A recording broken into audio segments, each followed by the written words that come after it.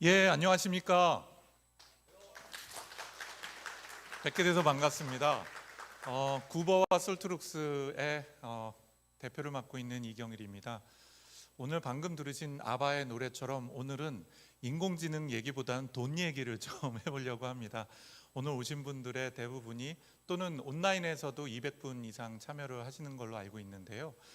투자 혹은 금융과 관련되어 있는데 관심이 있으시거나 실제로 업으로 하시는 분들이라고 얘기를 들었습니다.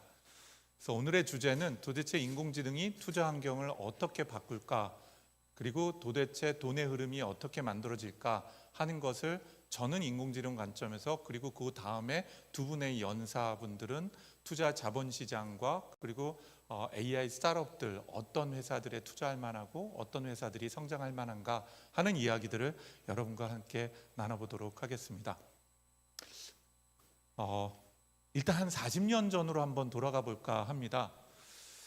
그 당시에 1990년도에 전 세계 혹시 최고의 부자가 누구였는지 혹시 아시는 분 계신가요?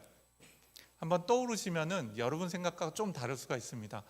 전 세계 돈이 제일 많았던 분은 이분입니다.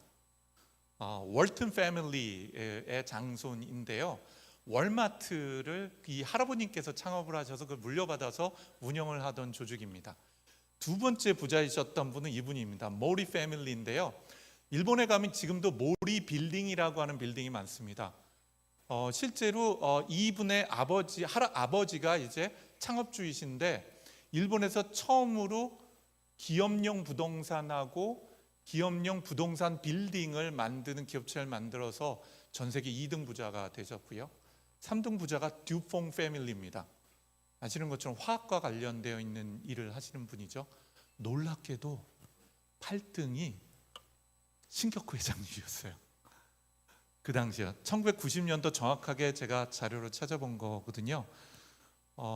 한마디로 무슨 얘기냐면 1990년도의 부자는 첫 번째 유통을 하는 분이었거나 혹은 부동산을 하는 분이었다라는 얘기예요. 왜냐하면 신격호 회장님도 유통과 부동산 두 가지를 하는 분이셨죠. 이 당시에 1등부터 10등 안에 들으신 분이에요. 40년이 지나고 나서 2025년도에 1등 부자는 누가 됐을까요? 이미 다 알고 계십니다. 1등 일론 머스크예요. 물론 이거는 올해 2월 달 기준인데 지금 아시는 것처럼 트럼프하고 대판 싸우고 나서 주가가 20%씩 떨어지고 했으니까 지금 현재는 제가 잘 모르겠습니다. 하여튼 자산 가치로 해서 전 세계 1등이었습니다. 올해 2월 달에. 2등이 마크 주커버그입니다. 메타를 창업한 사람이죠. 3등이 제프 베조스, 아마존, AWS 비즈니스를 했던 분입니다. 마지막은 아니지만 의미 있게 7등이 우리가 지금 보면 구글이 전 세계 최고의 기업처럼 보이지만 사실은 창업자인 레리 페이지는 7등 정도밖에 못하고 있어요. 아마 초기에 스타트업이 많이 투자하면서 다일루션이 굉장히 많이 일어난 걸로 보여집니다. 도대체 1980년도부터 2025년까지 무슨 일이 일어난 걸까요? 전 세계 투자 시장하고 전 세계 부의 흐름이 40년 동안에 완전히 바뀌었거든요. 그건 제가 대표적으로 10등 안에 드는 부자를 했기 때문이지만 1등부터 100등을 바라보면 1등부터 100등 전체가 거의 대부분 순서가 완전히 바뀌었다는 걸 볼 수가 있습니다. 작년 10월 무렵인가 신한금융그룹에 있는 6분의 대표님하고 제가 일종의 개인 선생님처럼 간담회 그리고 토론을 한 적이 있습니다. 굉장히 프라이빗하게요. 그때 제가 그분들한테 여쭤봤어요. 만약에 미래 3, 40년 후에 임팩트가 있다면은 금융은 어떻게 바뀔까요? 투자는 어떻게 바뀔까요? 그리고 그 얘기하기 전에 그럼 지난 40년간 동안에 뭐가 금융을 바꾸고 투자를 바꿨을까요? 라고 질문을 했더니 이 4가지 얘기를 하시더라고요. 컴퓨터, 인터넷, 그리고 스마트폰, 이 3가지가 어마어마한 변곡점에서 금융과 투자 산업 전체를 뒤바꿨다고 본인들은 생각하신다고 합니다. 1981년도는 IBM이 PC, 퍼스널 컴퓨터를 출시한 해입니다. 이 몇 해 전에 애플이 창업을 했고요. 이해 마이크로소프트가 본인들이 만들지 않은 도스라는 거를 싸게 사다가 자기들 거라고 사기를 쳐서 팔게 됩니다. IBM에. 그리고 계약을 잘해서 본인들이 다른 곳들에도 팔 수 있게 됐죠. 어도비가 그 다음 해에 창업을 했고요. 1995년은 81년 이후 14년 후입니다. 이때부터 본격적으로 뭐가 유통되기 시작을 했냐면 웹 브라우저가 일반인이 사용하기 시작을 합니다. 제가 처음에 썼던 웹 브라우저는 모자익이라고 하는 웹 브라우저인데 기억하시는 분이 계신가 모르겠습니다. 1993년 4년도에 최초의 웹 브라우저로 나왔고요. 그 다음이 넷스케이프 내비게이터가 1995년도, 4년 5년도에 나왔죠.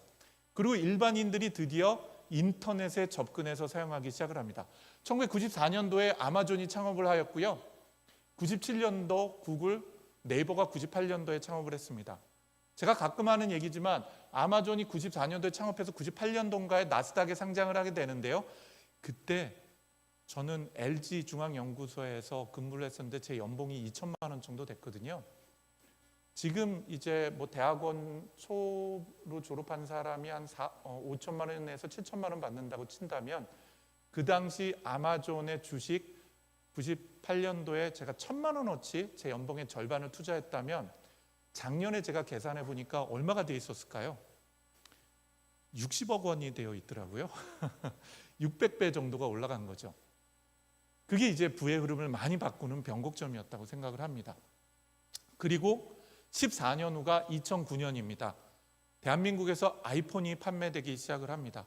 98년 말에 아이폰 3S가 나오면서 드디어 본격적으로 스마트폰 시대가 시작이 되는데요. 한국은 삼성전자가 KT하고 SKT에 압력을 넣어서 아이폰 수입을 못하도록 1년간 막습니다. 그리고 대한민국 국민들에게는 피처폰이었던 옴니아를 스마트폰이라고 대국민 사기를 쳐서 팔죠. 이때 전 세계 1등 휴대폰 회사는 노키아였고 2등 휴대폰 회사는 모토로라였는데 두 회사 다 5, 6년 지나지 않아서 다 망했습니다. 위기 갖고 있었던 삼성전자가 1년 동안 KT, SKT 입을 틀어막고 옴니아를 대국민 사기를 치는 동안에 진짜 갤럭시 S를 만들어냈죠. 그게 그 당시에 삼성의 위기의 삼성이면서 위기 관리를 했었던 삼성이면서 이건희 회장이 운영했던 삼성의 모습이었던 것 같아요. LG전자도 실패를 했죠. 제가 기억에는 BCG였던 것 같기도 한데 컨설팅을 맡겼어요. 도대체 그 당시 휴대폰이 2, 30만 원이었는데 7, 80만 원짜리 스마트폰이라는 거가 대중화될 수 있을까? 이 R&D 투자한 만큼 ROI를 얻을 수 없을까? 어렵다고 봤습니다. 노키아도 마찬가지였고요. 그래서 투자를 늦게 하고 그 후에 스마트폰을 막대한 투자를 하고 나서도 모두 다 손실 처리하고 이제 LG는 스마트폰 시장에서 철수를 하게 되죠. 그 당시 7, 80만 원이 너무나 비싸단 스마트폰이 지금 가격이 얼마 되죠? 2, 300만 원까지 올라갔습니다. 휴대폰 하나가. 그렇게 큰 변화가 있었죠. 그리고 14년 후가 바로 지금인 것 같아요. 도대체 어떤 기업이 성장할 수 있을까? 이미 저희는 무슨 메타버스가 됐던 블록체인이 포함되어 있었던 비트코인 같은 크립토커런시가 됐던지 간에 여간의 인공지능 기업이 아마도 새로운 부를 이동시키고 만들어내시는 가장 중요한 디딤돌 혹은 지렛대가 될 거라는 확신을 가지게 된 것 같습니다. 앞쪽에 보여드렸던 1980년도와 2020년 또는 25년 사이에서 이 세 가지 변화 중에서 최소한 하나 이상 그리고 많게는 두 번의 기회에서 성공을 했었던 곳들이 또는 거기에 투자했던 곳들이 거대한 기업으로 또 위대한 투자자로 변화했었던 기회가 있었다고 생각을 합니다. 이런 것을 저희는 산업적 변곡점이라고 얘기를 하죠. 영어로는 인플렉션 포인트라고 얘기합니다. 변곡점은 수학적으로 두 번 미분을 했을 때 0이 되는 위치입니다. 위로 볼록한지 아래로 볼록한지 알 수 없는 지점. 여기서 어떤 의사결정을 하냐에 따라서 기하급수적으로 성장할 수도 있고 어떤 의사결정을 하냐에 따라서 파국을 맞이할 수도 있는 거죠. 이 성장과 파국의 결정적인 위치에 있는 산업 분야가 저는 바로 투자 분야라고 생각합니다. 도대체 어떤 포트폴리오로 어디에 투자하냐에 따라서 성공할 수도 있고 완전히 실패할 수도 있는 거죠. 그래서 이런 산업적인 변곡점이 있을 때는 뭘 봐야 되냐면 비즈니스 모델이 어떻게 바뀌고 있냐를 보는 게 굉장히 중요한 것 같습니다. 여기 계신 분들은 저보다 당연히 투자의 전문가이시고 또 산업의 전문가이실 테죠. 그러면 중요하게 봐야 되는 것은 도대체 돈 버는 방식이 어떻게 바뀌냐는 겁니다. 다시 앞쪽으로 한번 좀 돌아가 보도록 할게요. 81년도에 소프트웨어를 돈 주고 파는 회사는 단 하나도 없었습니다. 소프트웨어를 라이센스로 파는 회사는 마이크로소프트가 최초로 나오기 시작해요. 도스를 돈 받고 팔기 시작하고 라이센스 팔기 시작하죠. 그리고 워드를, 엑셀을 돈 받고 팔기 시작합니다. 95년 인터넷이 나오면서 지금의 쿠팡, 지금의 아마존, 인터넷에서 물건을 산다고? 야, 그게 말이 돼? 놀라운 거는 네이버하고 구글이죠. 10바이트도 안 되는 키워드를 경매 붙여서 키워드 광고를 팔기 시작합니다. 그럼 검색 결과에 최상위에 올라가는 거죠. 높은 돈을 지불한. 말도 안 되는 비즈니스 모델을 팔기 시작해요. 그리고 거기에다가 아마존은 크리스마스하고 블랙 프라이데이를 위해서 준비했던 서버가 평상시에는 남아돌고 놀잖아요. 이 노는 거를 잘라서 팔기 시작합니다. 클라우드 컴퓨팅이라는 이름으로. 그게 지금 아마존의 AWS가 가장 큰 영업이익을 내고 있는 완전히 새로운 비즈니스 모델이기도 하죠. 마찬가지입니다. 우버, 쉐어드 이코노미, 소셜미디어, 그리고 카카오톡과 같은 메신저를 통한 비즈니스 모델들 아예 존재를 하지 않았던 거죠. 만약에 인공지능이 진짜 변곡점이라면 제가 정말 장담을 하는데 5년 내에 우리가 여태까지 듣도 보도 못한 완전히 새로운 돈 버는 방식이 나올 겁니다. 결국은 생산성을 올려서 뭐 AI를 도입하면 20-30%의 생산성이 올라와서 경제성이 좋아지니 돈을 절약하니가 아니라 돈을 벌 수 있는 기업은 돈 버는 비즈니스 모델을 AI 기반에서 완전히 새롭게 창조하는 기업이 돼야 되리라고 생각합니다. 오늘 소개해드리는 솔트룩스 미국 자회사인 구버가 그 도전을 하고 있어요. 단순히 생산성을 높이는 게 아니라 돈 버는 방식을 완전히 바꾸는 완전히 새로운 비즈니스 모델을 만들자는 것이죠. 그런데요, 오래된 패러다임에서 완전히 새로운 패러다임으로 변화될 때마다 저희는 불협화음을 경험하게 됩니다. 스트래티직 디소넌스, 전략적 불협화음이라고 얘기를 하는데요. 제가 소시적에 좀 딴따라 좀 했습니다. 고등학교, 대학 때 노래를 좀 했거든요. 혹시 아카펠라라고 들어보셨습니까? 남성 아카펠라를 제가 꽤 오랫동안 했습니다. 목소리가 괜찮지 않나요, 제가? 네. 그런데 우리가 보통 화음이라 그러면은 도미솔이 5도 화음으로 완전 화음이라고 얘기합니다. 도미솔 이러면 이게 너무나 완벽한 화음이죠. 근데 피아노도 뭐든지 간에 도, 레를 동시에 누르거나 도하고 도샵을 누르면 뭔가 찢어지는 소리가 나요. 마음도 불편해요. 이런 걸 우리는 불협화음이라고 얘기를 하죠. 실제로 뭔가 위대한 변곡점이 있을 때마다 불협화음이 있어요. 다시 앞으로 좀 돌아가 볼까요? PC 시절만 보면요, IBM에서 개인용 컴퓨터를 내놨을 때 그 당시 가격으로 200만 원 가까이 됐었거든요. 모든 컨설턴트나 모든 투자자들이 반대를 했습니다. 야, 개인이 무슨 컴퓨터가 필요해? 이건 국가나 금융기관이 필요한 거지. 개인이 PC를, 컴퓨터를 소유한다는 거, 우리 지금 집집마다 2세대씩 있는 스마트폰까지 생각하면 4대씩 있는 거를 상상도 못했던 거죠. 그리고 마찬가지입니다. 95년도에 인터넷을 한다고 하고 AWS로 클라우드를 한다고 했을 때 많은 애널리스트들하고 투자자들이 뭐라 그런지 아세요?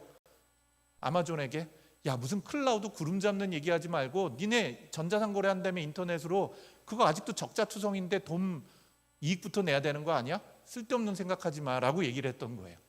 다시 얘기해서 뭔가 큰 변화가 있을 때 누구도 뭐가 맞는 길인지 판단하기 힘들어요. 노키아에게 세계적인 컨설팅 기관들은 이거 시장 없어, 마니아의 시장이야, 쫄딱 망했죠.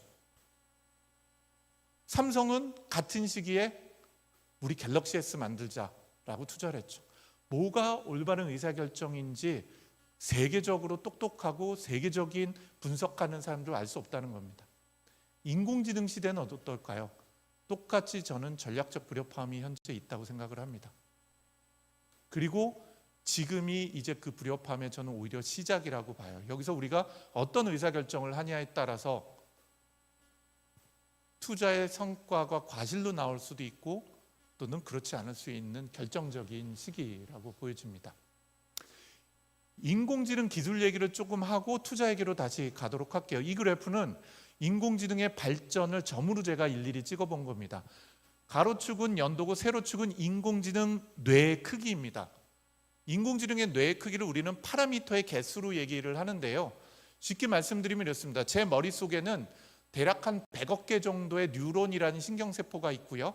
그 뉴런과 뉴런을 연결시켜주는 것을 우리는 시냅스라는 구조로 되는데 이거는 대략 100조 개 정도가 있습니다. 그래서 신경세포하고 신경세포로 연결을 하는 시냅스라는 구조에서는 신경 전달 물질을 내서 정보를 공유를 하게 되죠. 그래서 우리의 뇌에 있는 신경세포를 모방해서 수학적으로 모델링을 한 딥러닝이나 딥뉴럴 네트워크에는 파라미터라는 게 수학적인 시냅스라고 보시면 돼요. 제 머릿속에 있는. 그러니까 즉 다시 해서 회로를 구성할 수 있는 연결 구조라고 보시면 돼요. 그 연결 구조의 개수, 이건 바로 인공지능의 수학적 뇌의 크기를 의미하면 됩니다. 초파리 크기의 뇌의 크기에서 인간이나 코끼리 크기의 뇌의 크기까지. 이게 8년 전까지의 인공지능 지구인이 만든 인공지능들을 제가 점으로 찍어본 거예요. 알파고가 저기쯤에 있었습니다. 근데 8년 전에 트랜스포머라고 하는 알고리즘을 구글에서 발표하면서 다음과 같이 GPT, 달리, 라마, GPT-4에 이르는 것들이 나오기 시작하죠. 실제로 인공지능의 발전 속도가 이 트랜스포머 이후에 정확하게 이 그래프를 보면 2배 이상 기울기가 빨라졌어요. 매년 2배 이상 빨라지게 나오는 거죠. 그런데 실제로 이 그래프를 보시면요, 세로축이 1, 2, 3, 4가 아니라요 1, 10, 100, 1000만, 10만, 100만, 1000만으로 올라가는 10배씩 올라가는 겁니다. 이걸 우리는 로그 지수라, 로그 스케일이라고 해요. 로그 10. 그러니까 기울기가 2배 빨라진 게 아니라 10의 2승만큼 빨라진 거예요. 100배. 그러니까 매년 인공지능이 100배가 커지고 있는 거죠. 매년. 챗GPT가 나온 게 3년 전이니까 그러면은 몇 배가 커졌겠습니까? 10,000배가 커진 겁니다. 인공지능의 뇌의 크기가. 10,000배가 똑똑해지진 않았겠지만 10,000배 커진 만큼 뭔가 기능이 좋아지고 10,000배만큼의 가치가 만들어지기 시작을 한 거죠. 그런데 갑자기 작년부터 새로운 변곡점이 나오기 시작합니다. 더 큰 인공지능 뇌를 만드는 것은 점점 어려워지는 거예요. 왜냐하면 GPU가 엔비디아가 만드는 GPU 2만 장에서 20만 장 정도는 있어야지 경쟁할 수 있는 라지 랭귀지 모델, 그러니까 인공지능을 만들어낼 수 있거든요. 이 정도의 장비를 살 수 있는 기업은 전 세계에 4개밖에 안 됩니다. 돈이 있어도 못 사니까요. 그러니까 이제 똑똑한 사람들이 생각하기 시작합니다. 야, 그 큰 인공지능을 만들 것보다 조그만 인공지능이 협력을 해서 큰 인공지능보다 더 똑똑하게 일할 수는 없을까? 그래서 새로운 기술 발전이 시작이 됩니다. 더 조그만 인공지능이 협력을 해서 더 똑똑하게 일할 수 있도록 하는. 그 꼭대기에 딥시크가 있어요. 그리고 올해 솔트룩스에서는 루시아 3.0을 출시하게 됩니다. 이것들은 예를 들자면은 기존에 있던 가장 큰, 예를 들면 GPT-4보다는 크기가 10분의 1밖에 안 되지만 이것들이 여러 AI가 협력을 하면서 GPT-4 수준의 가장 큰 인공지능 하나 만드는데 1조 원씩 드는 인공지능하고 거의 비슷한 성능을 내기 시작을 한 거죠. 그럼에도 불구하고 이 인공지능은 여러 한계를 가지고 있고 이 문제를 극복을 하기 위해서 노력을 하고 있습니다. 첫 번째는 hallucination, 인공지능이 거짓말을 하는 것이죠. 네, 인공지능 거짓말 하는 것은 많이 경험을 해보셨을 거예요. 이거를 우리는 환각 현상이라고 얘기합니다. 두 번째는 최신 정보를 모르는 것, 세 번째는 보안 문제에 취약하다는 것, 마지막 네 번째는 여전히 이 인공지능을 우리 회사에 도입하거나 금융기관에 도입하거나 증권사에 도입하기는 비싸다는 거죠. 기업 내부에서 보안 문제 없이 고객의 정보 누설 없이 처리하기 위해서는 기업 내부로 들어와야 되는데, 이 문제를 해결하기 위해서 여러 노력을 했습니다. 더 큰 인공지능을 만들기도 하고 RAG라고 해서 검색을 같이 사용하는 인공지능 서비스를 만들기도 하고 온디바이스라고 해서 작은 인공지능을 휴대폰이나 컴퓨터에 넣어서 작동하도록 하는 것도 하기도 하고요. MOE라고 굉장히 어렵죠. 믹스처 오브 엑스퍼트라고 얘기하는 조그만 인공지능이 전문가 인공지능을 조그맣게 만들어서 그들이 협력하도록 하는 것이죠. 재미난 거는 우리가 얘기하는 인간이란 종족이 우리 호모사피엔스 말고 15종족이 있었거든요. 지난 100만 년 동안에요. 그 15종족 중에서 우리 종족, 사실 백인이나 흑인이나 저희 아시안계나 모두 다 한 종족입니다. 얼굴 색깔 다르고 얼굴 모양이 달라도 유전자가 똑같거든요, 거의. 그러니까 우리 종족 이전에 15종족이 있었는데 모두 다 멸종을 했습니다. 근데 우리 종족하고 같이 20만 년 동안 살았던 유일한 종족이 바로 네안데르탈인인데 네안데르탈인이 우리 종족 때문에 멸종을 했거든요. 근데 그들이 뇌가 저희보다 10% 이상 커요. 키도 크고 근육도 더 발전을 했습니다. 희한하죠? 그들은 멸종을 했는데 우리는 살아남았어요. 바로 우리는 더 큰 뇌를 만드는 게 아니라 더 작은 뇌를 가지고 전문화를 시키고 협력을 하기 시작을 한 거죠. 그래서 언어가 발전하기 시작합니다. 그래서 문자를 발명을 합니다. 협력을 하고 지식을 계승시키기 위해서요. 그 동일한 구조로 고민하고 있는 게 바로 MOE 체계예요.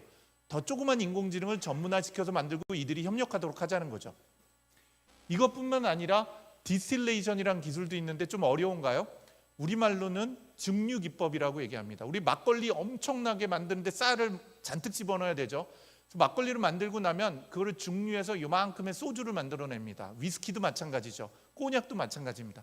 이걸 우린 증류한다고 하죠. 증류기법은 뭐냐면요, 엄청난 데이터로 많은 GPU를 사용해서 만든 인공지능 목에다가 빨대를 빡 꽂습니다. 그리고 그중에 정수만 쪽쪽 빨아가지고서는 학습을 시키는 방법이에요. 그럼으로써 얘는 엄청난 데이터와 엄청난 GPU를 쓰지 않고 경제적으로 똑똑한 인공지능을 만드는 방법이에요. 마지막으로 스스로 공부하는 방법인, 제가 오늘 이후에도 설명드리겠습니다만 강화학습 기술을 적용함으로써 경제성을 달성을 한 거죠. 오늘 제가 여기 오기 전에 어디 생방송 TV에 잠깐 나왔는데요. 저한테 이렇게 질문하시더라고요. 그 앵커가 만약에 0부터 10까지를 인공지능 발전으로 보면 0은 아무것도 없는 원시시대, 10을 인간을 뛰어넘는 가장 놀라운 인공지능 수준이라면 지금 어느 정도 왔다고 생각하냐고 저한테 묻더라고요. 어느 정도쯤 왔다고 생각하십니까? 5 정도 오셨다고 생각하세요? 저는 2.7이라고 그랬습니다. 2.7. 이제 인공지능이 경제성을 막 갖기 시작한 거죠. 자동차로 제가 비유를 했는데요. 자동차로 보면은 1910년하고 비슷해요. 1907년도에서 10년 사이에 포드가 컨베이어 벨트를 통한 포드 시스템과 전기로 모터를 돌려서 만드는 자동화 시스템을 만듭니다. 그리고 모델 T라는 자동차를 만들었는데 이 모델 T가 튼튼할 뿐만 아니라 품질도 좋았고 가격이 일반 가정에서 살 수 있을 만큼 낮춰지게 되죠. 자동화와 대량 생산과 표준화를 통해서. 그게 전 세계의 자동차 붐을 만들게 됩니다. 결국은 산업이 뭔가 변곡점을 만든다는 것은 기술의 문제가 아니라 경제성을 관리하는 것이고, 자동차로 본다면은 1910년도에 포드 시스템에서 모델 T가 나왔던 시점과 지금 인공지능이 같은 위치에 있다고 저는 생각합니다. 10점 만점에 2.7. 이제 비로소 경제성을 갖기 시작했던 것, 그리고 이제서 본격적으로 인공지능이 돈 버는 시장에 들어왔다고 저는 생각을 합니다. 자, 그랬던 터에 갑자기 올해 들어서는 전 세계적으로 대단한 놀라운 리더들이 갑자기 에이전트라는 말을 꺼내기 시작합니다. 올해 CES에서 뿐만 아니라 엔비디아 GTC라고 하는 일련의 연례 행사에서 젠슨 왕이 이 그래프를 갑자기 들고 왔어요. 인공지능의 발전은 첫 번째 퍼셉션 AI, 음성 인식을 하고 이미지 인식을 하는 데에서 제너레이티브 AI, 챗GPT처럼 글을 쓰거나 혹은 영상이나 이미지를 생성하는 것, 그리고 이제 에이전틱 AI 시대로 왔다는 겁니다.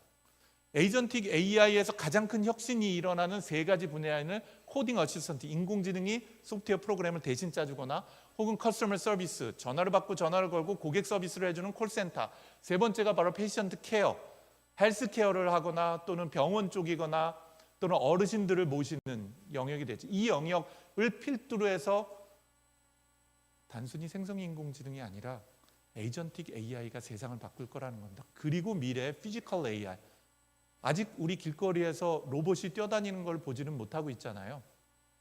아마도 에이전틱 AI 시대가 무르익으면 그 다음 세대가 물리적인 AI 시대. 근데 물리적인 AI는 휴머노이드는 아닐 거라고 저는 생각해요.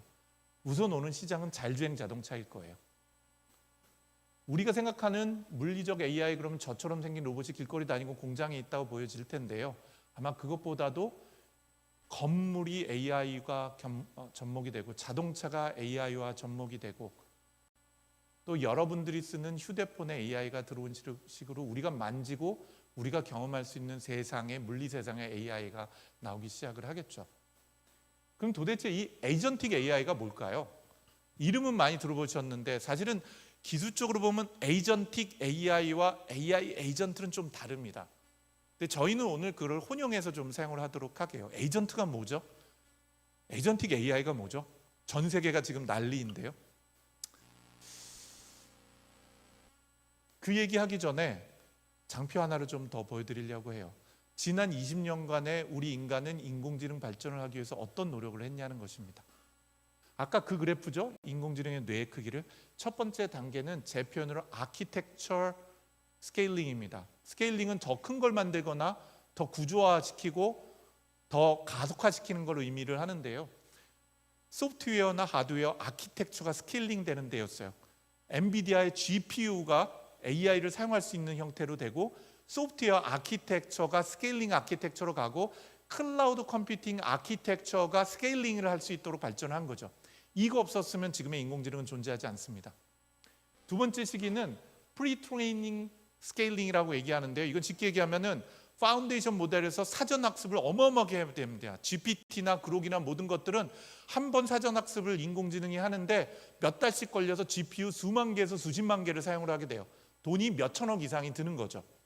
그래서 아주 똑똑한 거대 인공지능을 하나 만들고 거기다가 포스트 트레이닝이라는 거예요. 사후 트레이닝을 하는데, 사후 학습을 하는데, 사전 학습 후에 사후 학습은 특정한 목표를 가르쳐 주거나 애플리케이션 응용 서비스를 하도록 하는데 가르쳐 줍니다.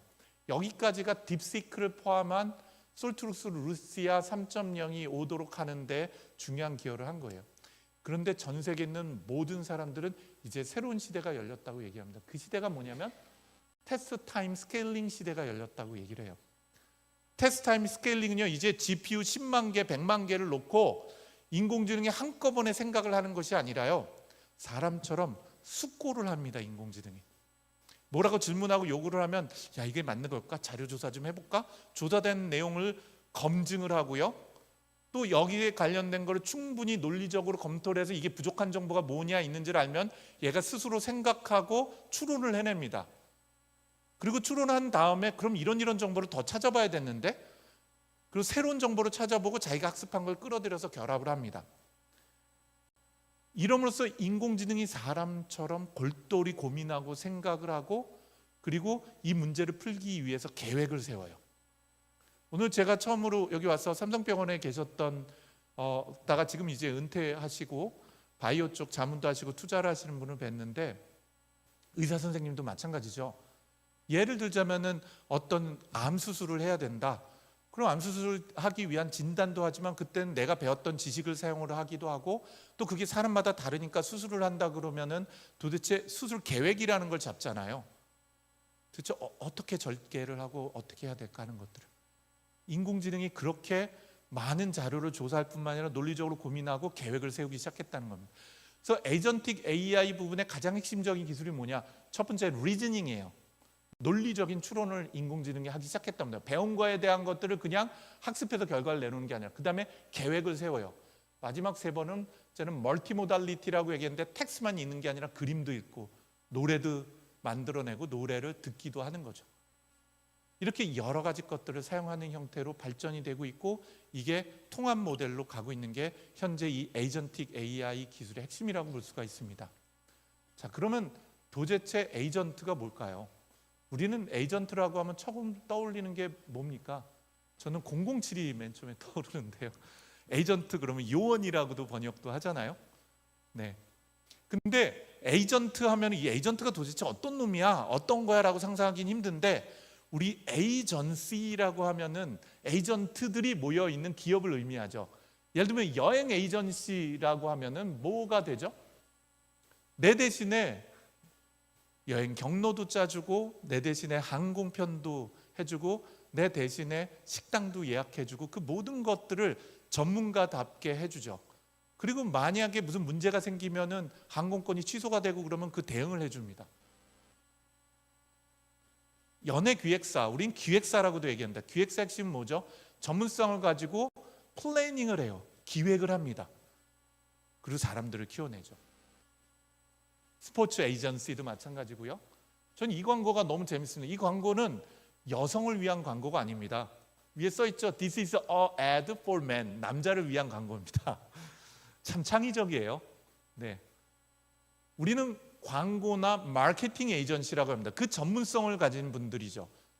마지막으로 여러분은 직접 주식을 사본 적 있으세요? 손으로 잡혀지는? 아니죠. 모두 다 증권사를 통해서 합니다. 선물 사보신 적 있으세요? 손으로 만져보셨습니까? 예를 들면 금을 요즘은 사도 금 직접 손으로 못 만지는 경우 많지 않잖아요. 모두 다 에이전시를 거칩니다. 지금 투자사 뭐죠? 증권사 뭐죠? PE 뭐죠? 벤처캐피탈 뭐죠? 모두 다 에이전시들이죠. 이 에이전시들은 모두 다 공통점이 있어요. 첫 번째는 대행을 한다는 겁니다. 제가 가지고 있는 권리를 대행해요. 제가 가지고 있는 돈에 해당이 되는 것을 대신 투자를 해줍니다. 펀드를 통해서. 두 번째, 기획을 해주고 실행을 하고 책임을 지고 전문성을 가지고 있어야 되면서 위험 관리를 하고 끝으로 이 모든 것들이 경제성이 있어야 됩니다. 제가 에이전시한테 맡겼는데 수수료가 너무 커서 번 돈보다 더 많이 떼간다 그런 걸 누가 하겠어요? 여행도 마찬가지겠죠. 여행사에다 맡겼는데 내가 직접 하는 것보다 비슷한 경제성은 있어야 되는데 너무 비싸면 그럼 저 비즈니스가 이루어질 수가 없겠죠. 그리고 무엇보다도 중요한 건 이 모든 것들을 하나의 프로세스로, 업무 프로세스로 꿰뚫고 있어야 된다는 것입니다. 여행만 해도 마찬가지죠. 여행사가 호텔, 예를 들면은 버스, 항공사, 식당, 이 모든 것도 현지인에까지 채용에 이르는 것까지 모든 것들에 해당이 되는 업무 프로세스를 가지고 있어야 되는 것들이죠. 그래서 에이전트는 전문성이 있을 뿐만 아니라 책임과 권한을 위임받아서 행동이 해야 되기 때문에 그 중요도가 굉장히 큰 거죠. 어떻게 본다면은 금융 분야, 부동산을 포함한 부동산 여러분 직접 거래 많지 않잖아요. 부동산이라는 에이전시를 통해서 거래를 하게 되죠. 거의 모든 경제는 은행을 포함해서 에이전시 경제라고 해도 과언이 아닐 겁니다. 그러면은 에이전틱 AI나 AI 에이전트는 뭘까요? 이 모든 것들을 인간처럼 하는 인공지능이라고 보시면 될 것 같아요. 그리고 이제 하나의 인공지능이 질문하면 대답을 하는 생성 인공지능에서 에이전틱 AI, 다시 얘기해서 업무 프로세스 전체를 자동화하면서 의사결정하고 추론하고 생각하고 행동까지 옮기는 인공지능으로 시대가 바뀌고 있다는 것이고, 이제 본격적으로 경제에 참여하고 경제를 송두리째 뒤집어 엎는 제2의 어쩌면은 닷컴 버블이나 인터넷 또는 제2의 스마트폰, 제2의 소셜 미디어에 관련된 기회가 만들어질 거라고 저는 생각을 합니다. 그걸 제가 얘기하는 게 아니라 순다 피차입니다. 뭐라고 얘기하면 에이전트 AI가 사용자 상호작용뿐만 아니라 비즈니스 모델 전체를 혁신할 거네요. 돈 버는 방식을. 샘 얼트만입니다. 개인화뿐만 아니라 UI, UX 우리가 사용하는 방법을 완전히 뒤집어 엎을 거라는 거죠. AI가 아니라 에이전틱 AI가요. 젠슨 황입니다. 행위 주체성을 가진 거대 AI 시장의 기회가 생겼다. 여태까지 경제에 임팩트를 주고 비즈니스에 임팩트를 줬었던 건 오직 인간이었는데 이젠 그 행위 주체를 인공지능이 하게 된다는 겁니다. 마지막으로 사티아 나델라입니다. AI가 인간이 협업을 하는데 문제는 협업을 해서 기존에 있었던 걸 생산성을 올리는 게 아니라 완전히 새로운 창의성을 갖게 된다는 겁니다. 여기에 제가 서 있으면 좀 어울리나요? 내 사람하고. 이렇게 큰 세상이 바뀌고 있다라는 거죠. 그럼 이게 어떤 차이를 보이고 있나요? 첫 번째는 우리가 사용하는 챗GPT는 이렇습니다. 프롬프트라는 걸로 질문을 하거나 요구를 해요. 번역을 하라든지. 그러면 LLM이 챗GPT이기도 하고 그록이기도 하고 뭐가 있죠? 또 뭐 등등등등의 LLM. 저희 회사로 보자면 루시아가 있을 수도 있겠죠.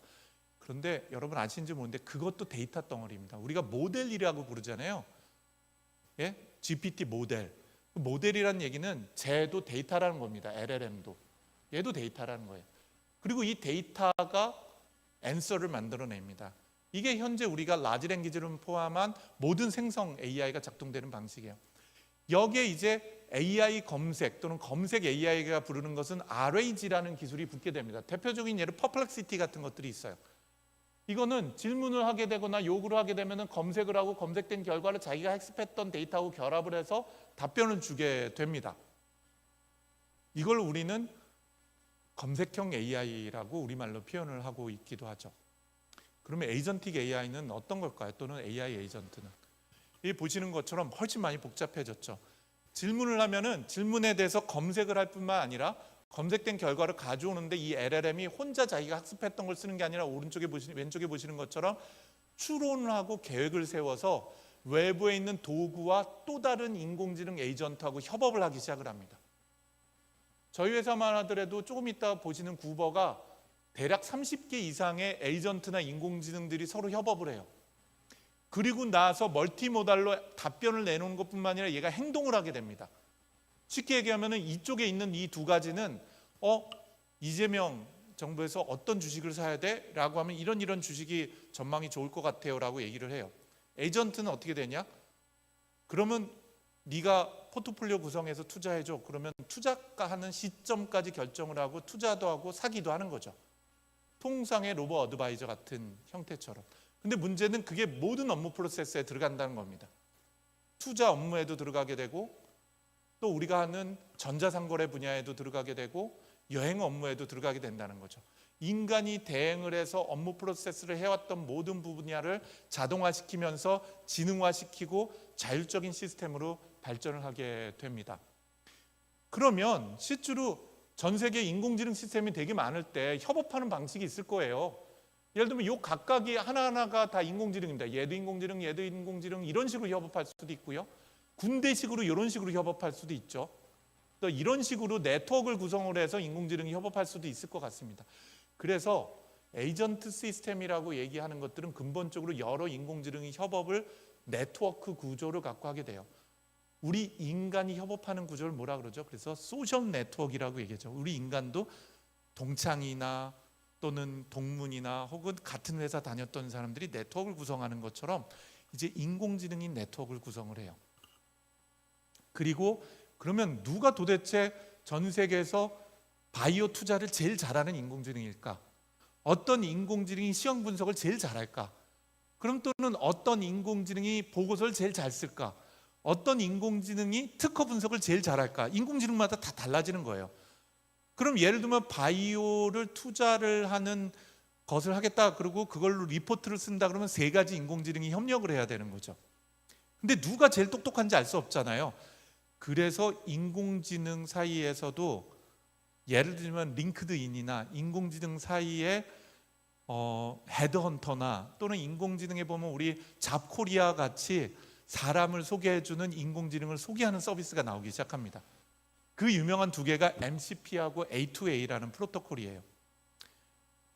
MCP는 엔트로픽이라는 데서 제안을 한 오픈 소스 모델인데 이게 지금 표준화가 되어 있습니다. 이 MCP는 뭐냐면 AI가 다양한 도구나 또 다른 AI를 쉽게 찾고 걔네들과 소통하고 네트워크를 구성할 수 있도록 돕습니다. 자율화가 돼서. 이게 놀라울 정도로 큰 생태계를 만들기 시작합니다. 오른쪽은 그걸 지켜보고 있던 구글이 이거 가만히 있으면 안 되겠네 라고 시작한 프로젝트로 A2A입니다. 이 A2A는 에이전트 투 에이전트 프로토콜이에요.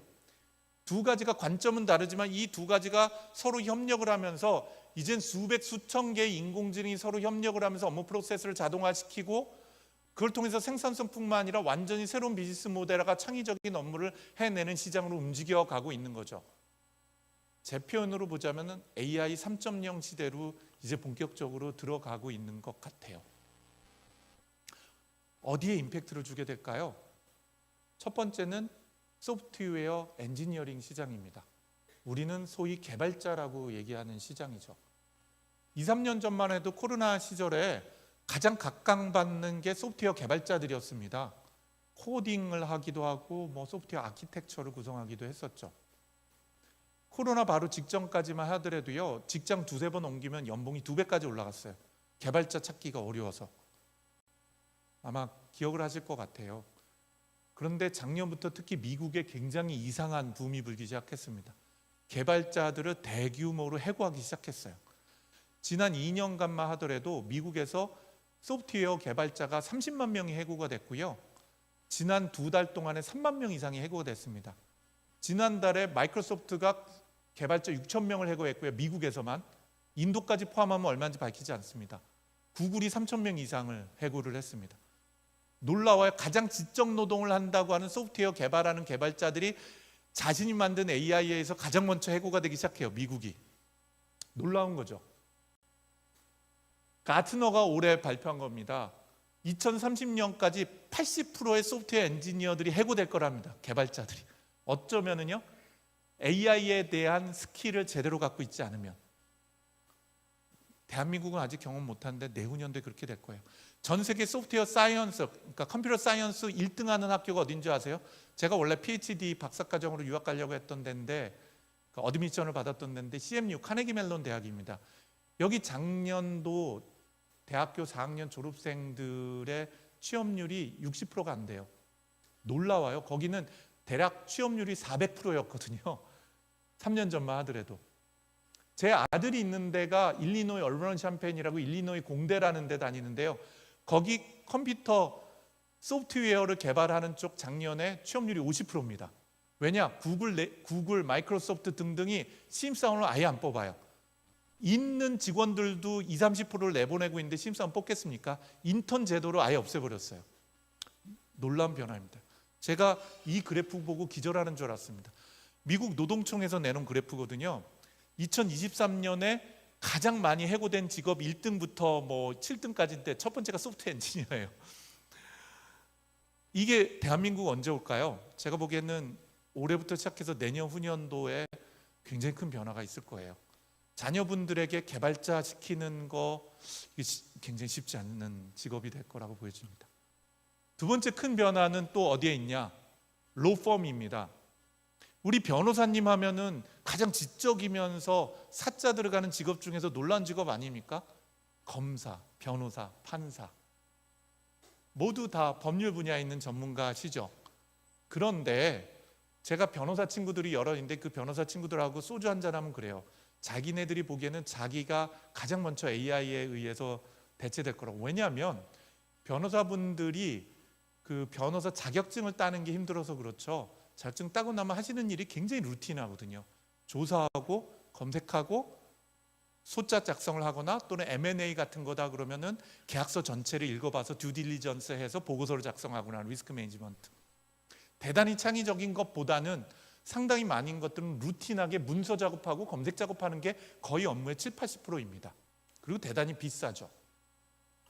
이미 저희 회사도 마찬가지입니다만 저희 회사도 대한민국에서 가장 큰 로펌하고 일을 하고 있는데요.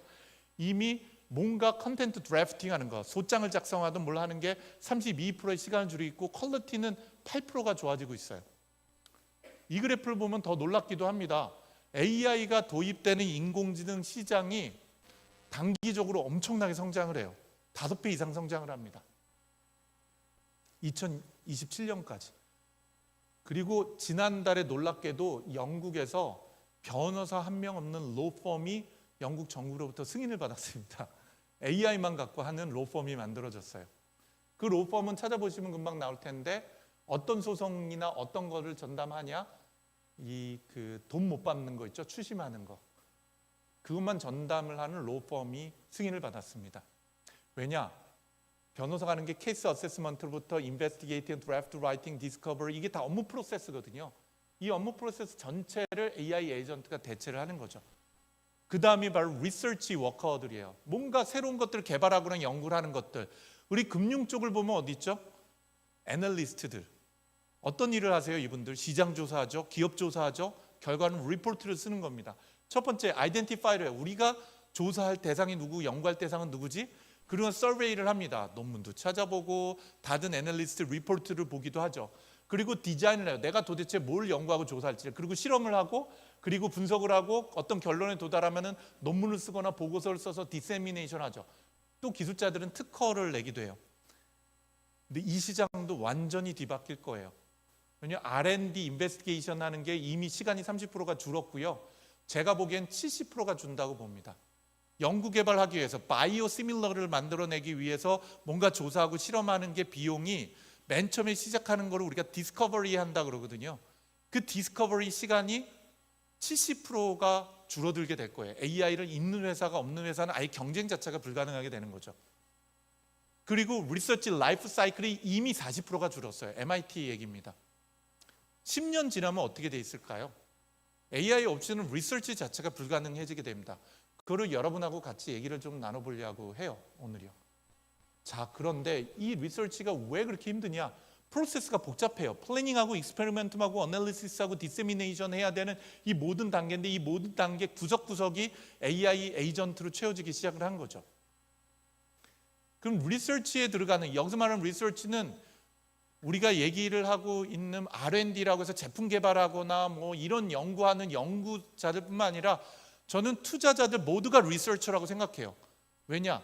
어떤 회사를 투자를 해야 되지? 어떤 산업이 유명하지? 언제 사야 되지? 그 기업은 도대체 재무제표가 어떻지? 그 기업의 최근에 이슈는 뭐가 있지?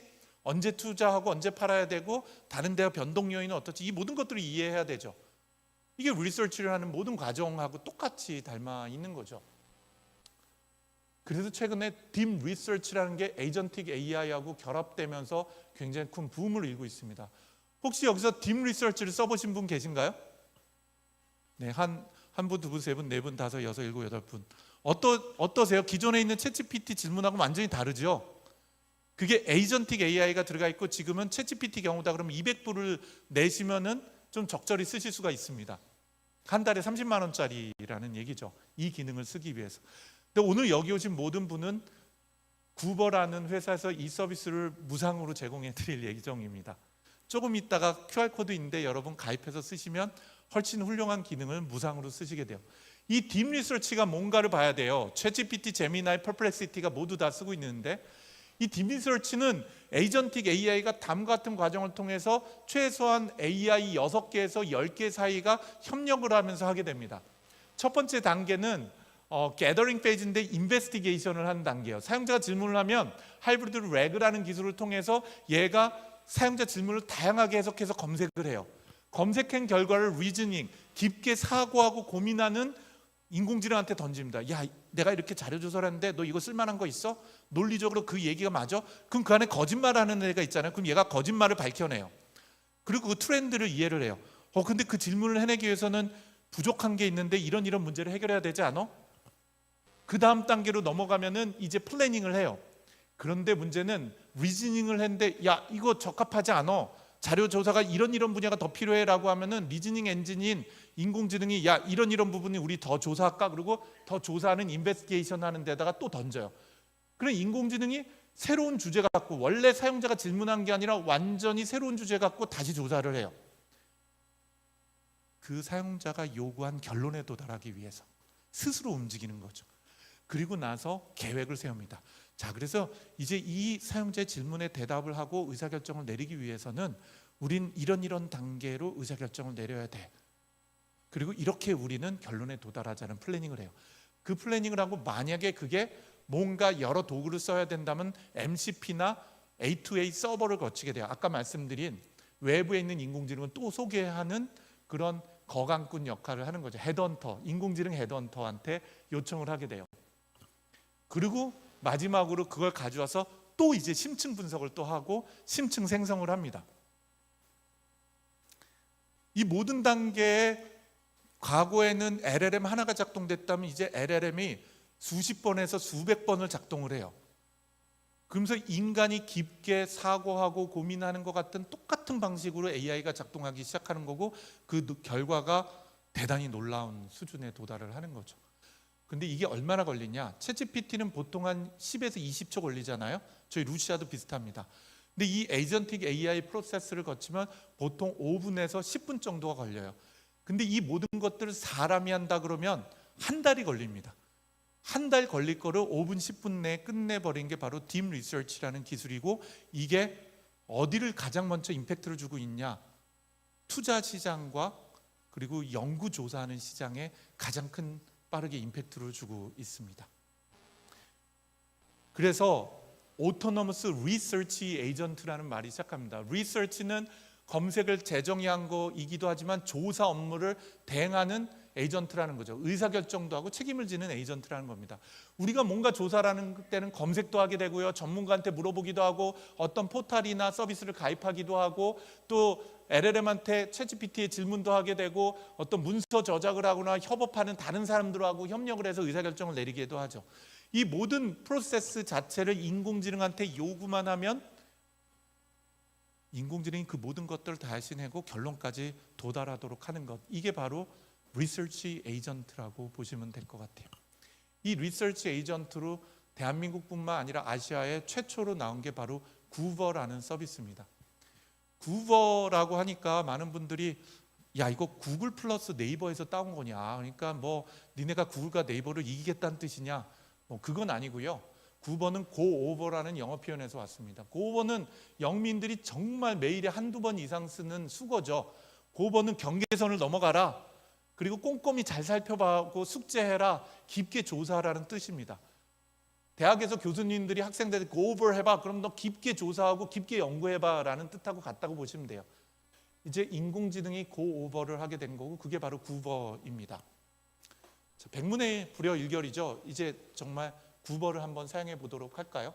그리고 오늘 오신 분들에게는 구버의 모든 기능을 3개월 동안에, 그리고 여러분들이 누군가를 초청한다면은 영원히 구버를 200불 대신에 200불이면 30만 원 매달 안 내시고 무료로 사용하실 수 있도록 지원을 해보도록 하겠습니다.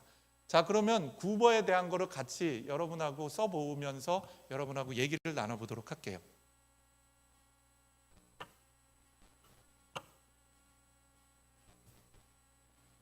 네, 이거는 구버 웹사이트입니다. 그냥 구버.ai에 들어오시면 돼요. 가입을 하시면 되고 지금 무료로 사용을 하실 수가 있습니다. 한 달을. 근데 여기 계신 분들은 3개월을 무료로 사용하시고 또 그 이후에도 쓰실 수 있도록 할게요. 구버에는 굉장히 다양한 기능이 있습니다. 여기를 보시면 이제 홈이라는 기능인데, 이거는 저한테 개인 맞춤형으로 에이전트가 작동을 합니다. 뭔가 자동으로 추천도 해주고, 그리고 저하고 소통을 하기 위한 창이라고 보시면 되고요. 디스커버리라는 메뉴는 자기 스스로가 전 세계 조사를 해서 저한테 필요한 리포트를 스스로 생성을 하고, 그리고 저한테 이거 너 필요한 정보일 걸 라고 제시를 해줍니다. 브리핑 에이전트는 제가 인공지능 에이전트를 만들어서 배포를 하고 다른 사람과 공유할 수 있도록 하고요. 스크랩 에이전트는 전 세계로부터 제가 만든 정보를 스스로 스크래핑도 해오지만, 제가 10년 동안에 어딘가 저장을 했고 축적한 데이터가 있거나, 제가 예를 들면 유튜브에다가 북마킹을 해서 이거 나중에 봐야 되지, 저 그거 지난 10년 동안에 이거 나중에 봐야 되지 하고 어디 있는지 몰라서 한 번도 못 보거든요. 이거 인공지능한테 주면 인공지능이 제 대신에 다 봐요. 그리고 저는 물어만 보고 얘기만 하면 되는 거죠. 이게 스크랩 에이전트입니다. 예를 들면 제가 아까 이제 이스라엘 휴전에 대한 한국 투자 및 시장에 대해서 어떻게 돼 있어 라고 하면요, 아까 이제 답변은 GPT-4.5가 만든 건 이렇습니다. 전반적인 시장 안정화가 있고 한국 주식시장에서 뭐 이 정도로 답변을 해요. 그리고 투자 추천은 에너지하고 정보기술 제조업하고 인프라 쪽을 하라고. 근데 구버가 한 걸 보면은 자기가 참조하고 조사를 다음과 같이 합니다. 예. 그래서 조사한 거에 근간해서 레퍼런스도 이렇게 있어요. 중동 갈등이 흔들리는데 이 증시가, 글로벌 증시가 어떻게 될까, 뭐 또는 선물 시장이 어떻게 될까라는 거죠. 그래서 낙관론도 있지만 이런 식으로 예를 들면 분석을 해주게 돼요. 그런데 실제로 여기에 보면 아까 딥 리서치라는 게 있는데요. 딥 리서치를 분석을 하게 된다면은 굉장히 깊이 있는 조사를 하게 됩니다. 제가 그 결과를 하나를 좀 보여드릴 텐데요. 제가 뭐라고 질문을 했냐면은 스테이블 코인 가상자산 ETF 제도의 비트코인 시세에 영향을 조사해줘. 그러면 얘가 디지털 화폐 새 지평이 열리고 스테이블 코인의 진화가 시장에 영향이 있는데 ETF 제도하고 자금이 유입이 되고 시장 변동성하고 새로운 동인이 어떻게 만들어지고 시너지하고 위험의 공존성인데 결합 시너지와 단기 상승 압력이 있고 김치 푸르미의 지역 간의 가격 형성이 일어나고 규제하고 거시경제 겨우차점이 어떻게 이루어지고 ETF 순유입 의존도가 있고 미래 전망하고 투자 전망들 등등에 해당이 되는 것들을 대략 200개 이상의 레퍼런스 갖고 조사를 하고 그 레퍼런스 중에서 알짜를 뽑아내가지고선 다음과 같이 만들어주게 됩니다. 그것뿐만 아니라 너 리포트 생성해 줘라고 얘기를 하면요, AI 주권 시대의 승자가 될 건가 해갖고 아까 보여드렸던 것보다 한 20페이지, 30페이지 이상이 되는 솔트루스가 서론, AI 국가전력 2.0과 글로벌 AI 주권 경쟁들, 또 그중에서 AI 반도체 시장이 어떻게 바뀌고 고차원 추론 엔진들이 어떤 기능들을 강화해내고 또 융복합 조직 설계하고 파트너 전략에 이르기까지 시장 공략은 어떻게 이루어지고와 같은 형태의 진짜로 얘가 조사할 수 있는 걸 모두 다 조사를 하게 됩니다. 그런데 놀랍게도 이게 굉장히 깊이 있는 것도 돼요. 제가 리포트 하나 만든 것들을 한번 보여드리도록 할게요. AI 기반 유전체 및 면역 체계에 대한 항암물질 개발하는데 이 시장 전망 어쩌고 투자 전략은 어떻게 해야 되지?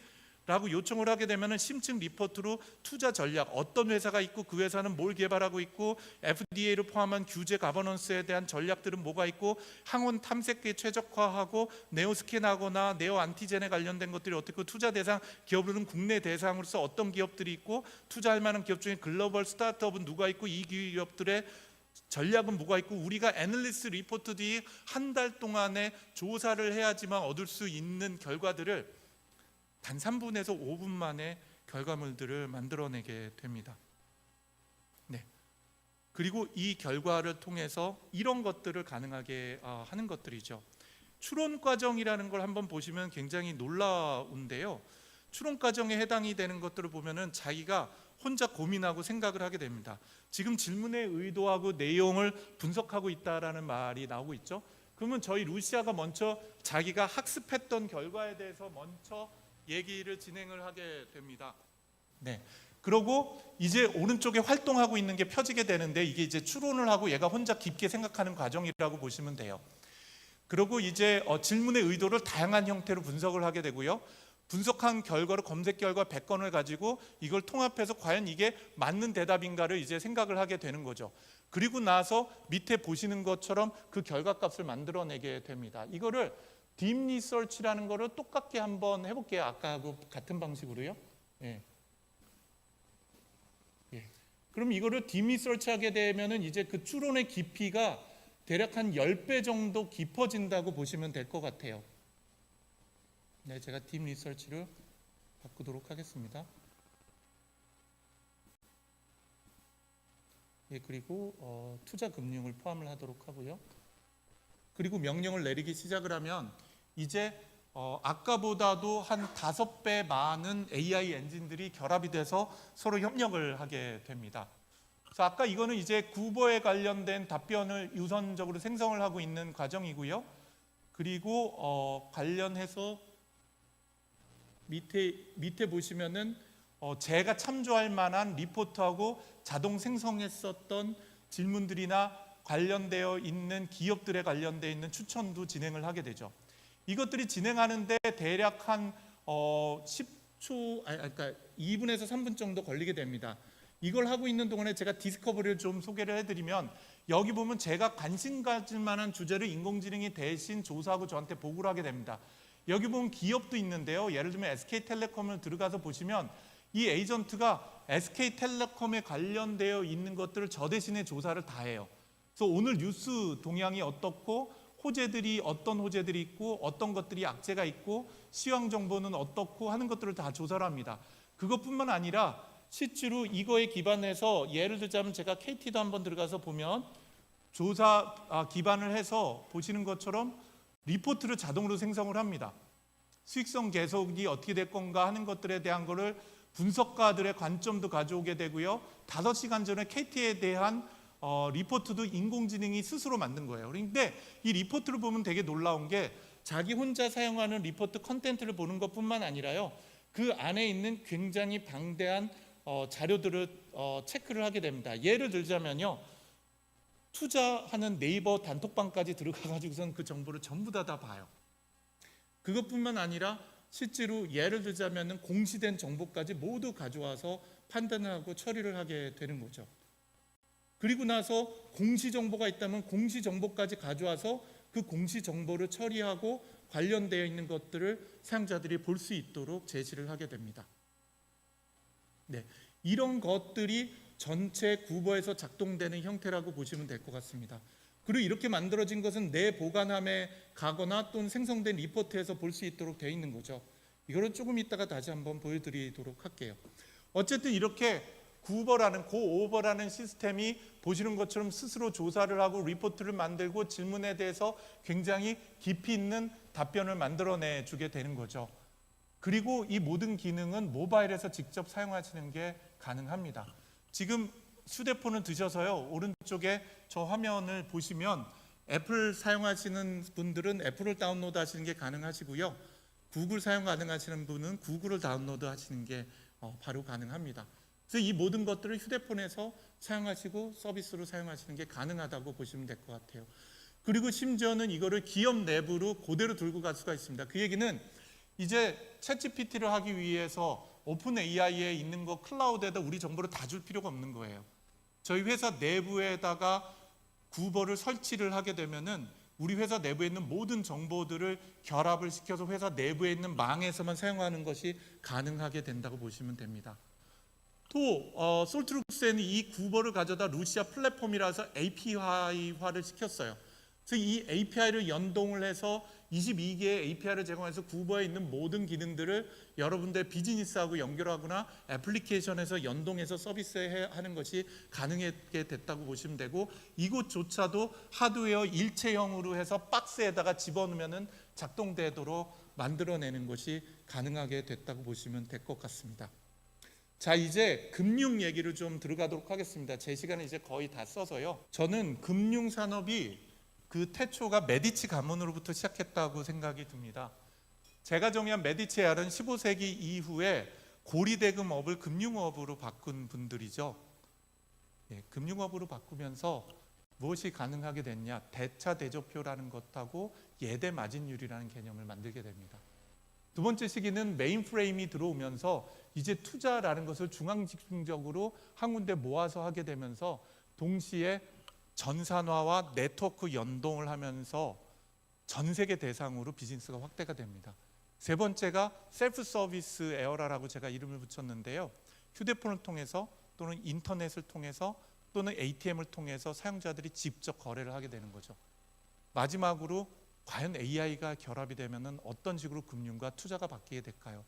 아마 큰 틀에 담으면 사람이 했던 것에서 사람이 이니시에이션하고 기계가 생산성을 높이는 게 아니라 이제는 기계가 이니시에이션을 해서 먼저 움직이고 사람이 그거를 지원하는 형태로 바뀌게 될 것 같습니다. 이거는 지난 140년간의 미국의 실질 GDP를 제가 그래프를 가져온 겁니다. 1인당 실질 GDP니까 한 10배 정도 올라갔으니까 미국이 10배 정도 1인당 잘 살게 된 거죠. 120년 전보다 1인당 10배 더 맛있는 걸 먹을 수 있고 1인당 10배 더 좋은 옷을 입게 됐다고 봐도 과언이 아닐 것 같아요. 이 동일한 시기에 S&P 500 지수입니다. 이 두 개를 제가 한번 살짝 포개해 봤거든요. 어쩌면 이렇게 똑같을까요? 1인당 실질 GDP하고 그 다음에 S&P 500 지수가요.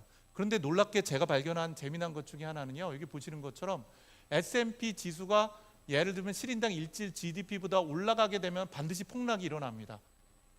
그리고 S&P 지수가 실질 GDP보다 떨어지면 반드시 상승이 오더라고요. 이 두 가지를 엎치락뒤치락 하면서 있었던 게 지난 120년간의 S&P에 관련된 지수하고 1인당 실질 GDP하고 관계였던 것 같아요. 그런데 그러면은 이 지수를 올려내면서 동시에 재무적 투자를 통해서 부자가 되도록 했던 과정에 어떤 동인이 있었을까요? 첫 번째는 이 시기에 모든 사람이 주식 투자를 하기 시작합니다. 미국에서. 그래서 온 게 그레이트 디프레션이죠. 대공황이 주식 투자를 통해서 또는 거기에 투자 사기를 통해서 시작이 된 거니까요. 두 번째 시기는 이제 돈을 주식으로만 벌기 어려우니까 본드가 안정적으로 이제 오기 시작합니다. 채권 시장이 오기 시작한 거죠. 그 다음 시장이 온 게 퓨처, 다시 얘기해서 선물 거래를 하는 것하고 부동산 시장이 크게 오기 시작합니다. 왜냐? 채권하고 주식만 갖고 돈 벌기 힘들어진 겁니다. 이 부동산 갖고 떼부자 된 게 아까 말씀드린 1980년대 일본이라고 말씀드릴 수 있겠고, 그리고 그 거품이 꺼지기 시작을 하죠. 그리고 이제 구글과 같은 아마존 같은 기업이 히트를 치면서 벤처 캐피탈들이 떼돈을 벌기 시작을 합니다. 벤처 기업에 돈을 투자 시작하는 거죠. 모험 자본에. 그래서 벤처 캐피탈하고 프라이빗 에쿼티들이 돈을 벌기 시작을 하죠. 초기 시장에 투자를 해서 기업이 성장하면서 엄청난 승부를 걸게 됩니다. 그리고 지금은 이 모든 것들을 인테그레이션하고 인터커넥션해서 투자를 하는 시대로 바뀌어 왔었죠. 지난 120년간의 이런 동향을 보면 뭔가 투자 시장을 이렇게 변화시켰던 동인이 있는 것 같습니다. 첫 번째, 1980년대 동인은 메인프레임 네트워크를 통해서 물리적 호가를 했던 것들을 가상화시키고 오프닝 사이닝을 했었던 그 제도를 완전히 없애버리면서 이제 전 세계 대상으로 투자하는 것이 가능해졌고요. 1990년대는 인터넷 확산이 되면서 중앙 집중적으로 거래가 매칭이 되고 확산이 되기 시작을 합니다. 그리고 투자 시장의 유동성이 폭발적으로 증가되죠. 세 번째, 알고리즘ik 트레이딩이 2000년대부터 나오기 시작을 합니다. 빅데이터 분석과 빅데이터, 데이터 기반한 의사결정을 하게 되고요. 2010년도는 HFT가 시작이 됩니다. 고빈도 거래는 밀리세컨드, 1000분의 1초에 수십 번에서 수백 번 거래를 하게 되고, 이거는 규제 당국으로 하여금 문제 제기를 하도록 만들게 되죠. 우리 보통 개미들은 하루에 10번 투자하는 것도 힘든데, 알고리즘은 1초에 10,000번씩 투자를 하는 거죠. 전 세계 대상으로.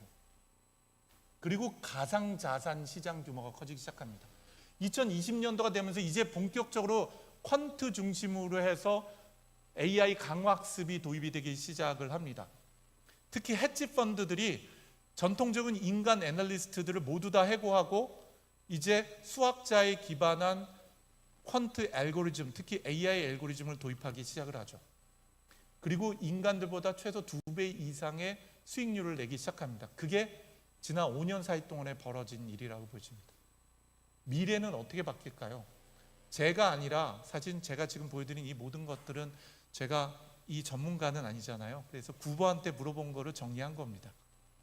그래서 구버가 전망하기는 AI 리서치가 자동화된 퀀트 투자가 개인화된다는 겁니다.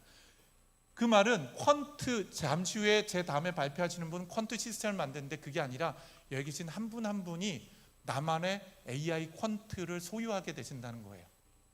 그렇게 될까요? 전 된다고 확신을 합니다. 구버 같은 게 여러분 한 명 한 명 다 가지시게 되는 거죠. 그럼 내가 관심 있는 산업에 대해서, 내가 관심 있는 전문성에 대해서 내가 가지고 있는 데이터를 주게 된다는 거죠. 그런데 그것이 그 AI가 보편화될 때 휴먼 인 더 루프가 같이 작동된다는 거예요.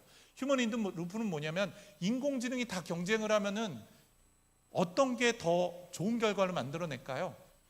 사실은 인공지능끼리만 경쟁을 한다면 그 판단하기 어렵죠. 그 사이사이에 인사이트 있는 인간이 들어가서 그 루프 안에, 인공지능이 의사결정하는 루프 안에 제가 인사이트를 주고 의사결정에 참여를 하는 것입니다. 이 똑같은 게 뭐냐면요, 알파고가 이세돌을 이기고 나서 인공지능을 이긴 사람은 단 한 명도 없습니다. 알파고 이세돌, 제가 지난주에 이세돌씨를 봤는데요, 그런데 놀랍게도 그 인공지능을 이긴 유일한 게 뭐냐면, 사람과 인공지능이 한 팀으로 해서 바둑을 두면 순수 인공지능을 이겨요. 알파고 이후에 알파 제로까지 왔는데 순수 인공지능을 사람과 인공지능이 협업을 해서 의사결정을 하면 이기는 거죠. 그래서 투자 시장은 어떻게 바뀔 거라고 보냐, 순수 인공지능 시장이 아니라 그 인공지능이 전체 업무 프로세스를, 에이전트가 그 프로세스를 자동화하고 자율화하는 과정에 인간의 인사이트를 넣고 의사결정에 참여하는 것이 순수 인공지능을 이길 거라고 보는 거죠. 바둑하고 마찬가지로. 그런데 여기에 결정적인 기여를 하는 기술이 있을 거라고 봅니다. 설명 가능한 인공지능 기술 발전과 바로 퀀텀 컴퓨터입니다. 제가 15년 전에 대한민국의 소프트웨어의 양성을 하기 위한 가장 중요한 정부에서 일을 했었습니다. 그때 저하고 위원으로 같이 대한민국 20년 소프트웨어 발전 로드맵을 같이 만드신 저명한 교수님들인데, 그분들하고 저녁에 다 끝내고 나서 술을 먹는데 저한테 묻는 거예요. 야, 이 대표, 돈 벌려면 어느 회사 투자를 해야 돼? 그래서 제가 그분들한테 아무 생각 없이 얘기를 했어요.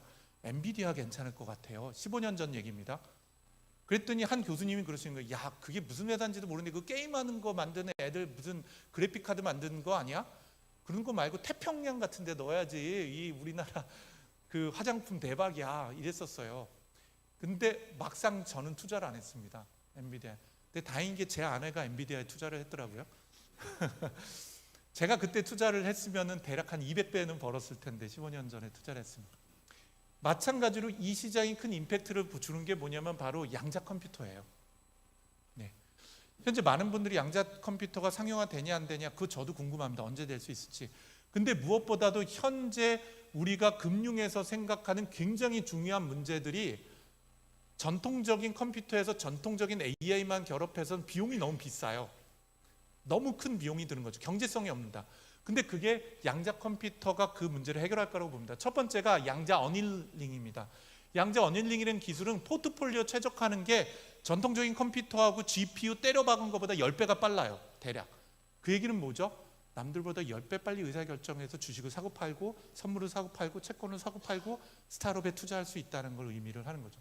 두 번째가 양자 알고리즘을 그냥 고차원 시뮬레이션을 하는 거예요. 실제로 골드만삭스가 최근에 테스트한 거 보면 100배에서 1000배가 빨라요. 그러니까 지금 컴퓨터로 계산하면은 대략 한 달 정도 걸리는 거를 몇 분 만에 끝내버리는 거예요. 이게 아마 다음에 큰 빅 체인지를 하게 되는 가능성도 있어요. 금융에선. 제 얘기가 아니라 구버의 얘기라고 보시면 될 것 같아요. 그 유즈 케이스가 뭐가 있을까요? 첫 번째, 자선 운영 자율화입니다. 실시간으로 S&P뿐만 아니라 각종 선물 지수나 이런 것들을 하고요. 실제로 연방 공개시장위원회에 있는 회의록까지 해서 전체를 분석을 하고요. 급락을 감지하고 그리고 리밸런싱을 합니다. 내 포트폴리오를. 근데 지금은 큰 펀드 경우에만 주기적으로 뭐 몇 달에 한 번이나 이런 거 아니에요. 이거 돈이 엄청 들거든요. 근데 이제는 AI가 각 개인별로 개인의 포트폴리오를 리밸런싱을 하는 거예요. 내 포트폴리오를. 그리고 그게 엄청 빠르고 정밀한 거죠. 특히 이게 아까 말씀드린 MCP하고 A2A 프로토콜과 결합이 되면서 거래 자율화까지 연동이 될 거라고 전망이 됩니다. 될까요, 안 될까요? 제가 100% 장담합니다. 빠르면은 대한민국은 5년 내에, 미국은 3년 내에 옵니다. 두 번째가 강화학습을 통한 자율거래가 돼요. 그래서 여기 써 있는 것처럼 이것도 제가 구버가 쓴 걸 모두 다 정리를 한 거거든요.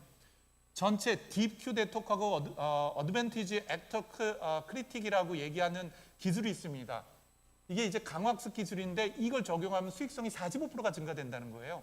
투자 시장이. 그러니까 딥뉴럴 네트워크, 딥러닝 기술 중에서 강화학습 기술이 있습니다.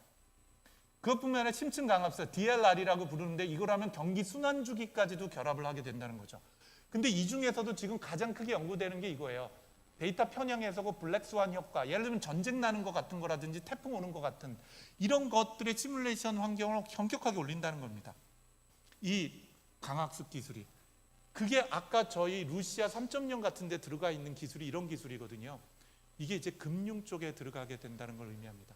그 다음에 M&A 딜 최적화예요. 계획, 타겟팅, 협상, 계약, 듀딜리전스, PMI 이르는 이 프로세스 전체에 AI가 들어가기 시작을 하면서 비용을 낮추고 오류를 낳는 거죠. 그것뿐만 아니라 타겟을 하기 위한 딜 파트너를 추천하는 것들, 그 다음에 관련된 듀딜리전스 하는 것을 재무제표뿐만 아니라 그 모든 것들을 인간이 하면 2달씩 걸리거든요. 삼성전자가 저희 회사를 인수하려고 그랬었습니다. 대략 13년 전쯤에. 그때 500억을 불렀었는데 저희 회사가 한 4천억, 5천억 하니까 10배 성장을 했네요. 모르겠습니다. 그때 삼성에다가 팔았는 게 맞았는지 아닌지는. 근데 그때 삼성전자에서 저희 회사에 40명을 보내서 2달을 듀딜리전스를 하더라고요. 와, 엄청나더라고요. 그 비용도 그렇고요. AI가 대체를 하게 될 겁니다. 오픈 뱅킹이라고 들어보셨죠? 이게 오픈 AI 뱅킹으로 바뀌어요. 특히 뭐가 결합이 되면서요? 아까 말씀드린 MCP 같은 것들이 들어오면서 은행 간에, 거래 간에 비표준화되는 거 모두 다 통합하고 표준화하게 될 겁니다. 맞춤형 금융 상담도 하게 될 거예요. 개인별로. 개인의 포트폴리오를 하게 되는데 예를 들면 주택 청약과 퇴직연금 관리를 어떻게 해야 되냐 물으면 AI 에이전트가 주택 대출 잔액에 조회하고 청약 통증 금리하고 퇴직연금 적립을 하게 됩니다. 규제 준수 위험 관리도 기업에서는 굉장히 중요해요. 특히 금융 기업에서는. 왜냐? 법률이 계속 바뀌거든요. 그래서 컴플라이언스하고 아버넌스 이슈는 모든 증권사하고 금융기관에 굉장히 중요하면서도 비용이 너무 많이 듭니다. 여기 AI 에이전트가 결합이 되기 시작합니다. 그리고 ESG 리스크 관리를 통해서 포트폴리오 재구성하는 것까지. 물론 여기 나온 것들은 조금 이따 보여드리겠지만 일부에 말씀드린 것처럼 유즈 케이스를 제가 아니라 구버가 발제를 한 거예요. 그래서 오늘 여러분들이 오늘부터 써보시게 되는 구버는 뭘 해보실 수 있냐면 관심 산업조사하고 심층 분석하는 게 가능합니다. 제가 아까 구버를 다시 한번 들어갔었는데요. 여기 제가 궁금한 게 이제 질문을 하는 거죠. 리포트를 본다면 솔트룩스 관심 있으면 솔트룩스 모니터링도 할 수 있고요. 여기 보시면 브리핑 에이전트라고 있는데 제가 예를 들면 관심 있는 시장이 생성 AI 기반 유기체하고 면역체 관련된 것들을 투자를 하고 싶다. 그러면 그런 인물, 그런 기업들, 그리고 여기 보시면은 온톨로지라는 것이 있는데 이 온톨로지를 AI가 스스로 만들어냅니다. 이게 지금 구버가 만들어낸 온톨로지거든요. 그걸 가지고 조사를 하는 거예요. 그리고 예를 들면 그 밑에 제가 관심 갖고 봐야 되는 걸 AI가 스스로 전 세계에서 조사해서 리포트를 만들게 됩니다. 그 리포트 만든 것들에 관련되어 있는 것들을 가지고 제가 또 조사하고 분석해 볼 수가 있는 거죠. 예를 들면 특정 기업에 관련된 걸 내가 모니터링을 하고 싶다. 예를 들면 저희 회사다. 그럼 여기 보니까 솔트룩스 AI 서비스 경쟁력 전략이라는 걸 제가 에이전트를 만든 겁니다. 그럼 에이전트가 전 세계 대상으로 솔트룩스를 조사를 해요. 그리고 저한테 솔트룩스와 솔트룩스 경쟁사들, 솔트룩스와 관련된 기업들 정보들을 한국어뿐만 아니라 영어, 불어, 독어 같은 전 세계 대상으로 해요. 이렇게 퀀텀 컴퓨터를 포함을 해서 최신 기술들, LLM 관련되어 있는 것들, 저희 경쟁사에 관련된 정보들, 영상들, 그리고 갑자기 이재명, 하정우 씨가 왜 나왔을까요? 네, 그 이유는 아마 저희 회사가 이 정보와 관련됐다 보는 시각이 있는 거죠. 그러면 이유를 설명해 볼 수가 있어요. 설명해 보면 이게 이제 아까 온톨로지를 인공지능이 스스로 만든 건데요. 이렇게 보시면 솔트룩스라는 게 이렇게 있고 밑에 보시면 솔트룩스의 루시아라는 게 있는데 그럼 루시아가 있고 루시아하고 구버가 도대체 어떤 관계냐 볼 수도 있고 솔트룩스도 있는 건데 중요한 건 여기 보시는 것처럼 여기 뭐 저희 경쟁사인 코난 테크놀로지도 있고요. 다이캐스는 저희 자회사입니다. 여기 이재명 씨가 나오네요. 네. 그리고 이재명 씨와 도대체 인공지능이 어떤 관계가 있을까라고 살펴보게 되면은 인공지능 관련된 관계를 얘가 설명을 또 해주죠. 이렇게 인공지능이 스스로 이해하고 조사한 결과에 기반해서 리포트를 저한테 매일같이 써주고 조사해주게 되게 되는 거죠. 다시 말씀을 드리면 이렇게 관심 산업을 AI가 스스로 조사를 해줘요. 두 번째, 종목 및 기업 분석하고 매매 결정을 해주는 데 도움이 되고요. 신시장, 신기술 분석 전망도 해주고 투자 포트폴리오를 모니터링도 해주실 수가 있습니다. 만약에 투자하시는 분이 계시면 내가 투자한 게 삼성전자, 네이버, 솔트룩스인데 이거 내가 그때 투자할 수 있도록 해줘.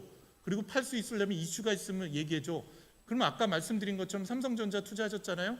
그럼 삼성전자 투자 에이전트가 있습니다. 그럼 투자 에이전트에 들어가시면 삼성전자에 대한 2시간 전에 리포트를 써줬어요. AI가. 그럼 들어가서 보시면은 저한테 모바일로 그걸 주거든요.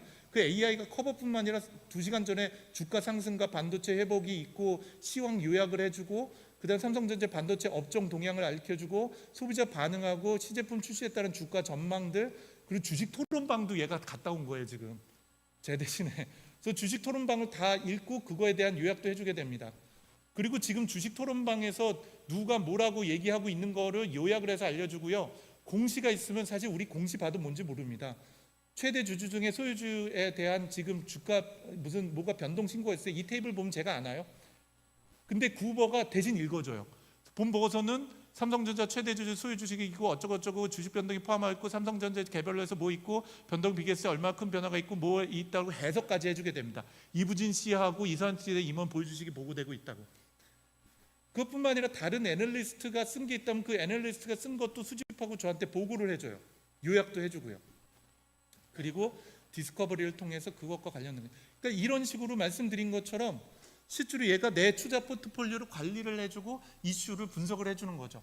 가상자산에 대한 동향 분석하고 투자 관리도 해주게 됩니다. 예를 들면 비트코인이 있다든지 뭘 한다든지 하는 것도 마찬가지겠죠.